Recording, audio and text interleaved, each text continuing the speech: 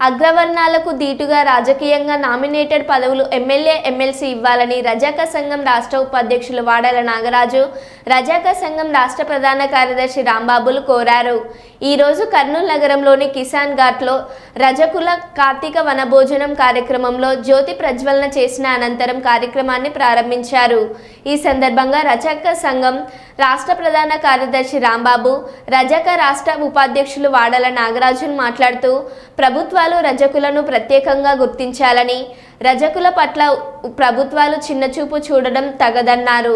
ఈ కార్యక్రమంలో జిల్లా అధ్యక్షులు గోల్డ్మెన్ శ్రీనివాసులు, నాగరాజు, మధు, లక్ష్మణ, అంజీ, లాయర్ చంద్రశేఖర్ తదితరులు పాల్గొన్నారు।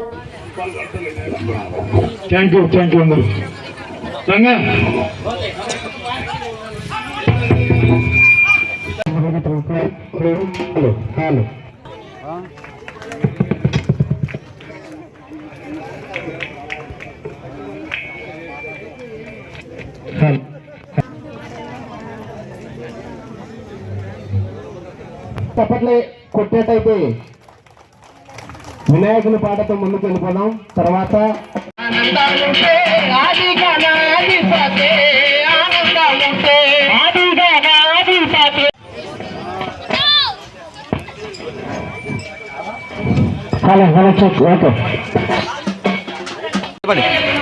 ఈరోజు కిసాన్ ఘాట్ నందు మా యొక్క రజక కుటుంబ సభ్యులతో అందరితో కలుసుకొని కార్తీక వనభోజన కార్యక్రమాన్ని ఏర్పాటు చేసుకున్నాము।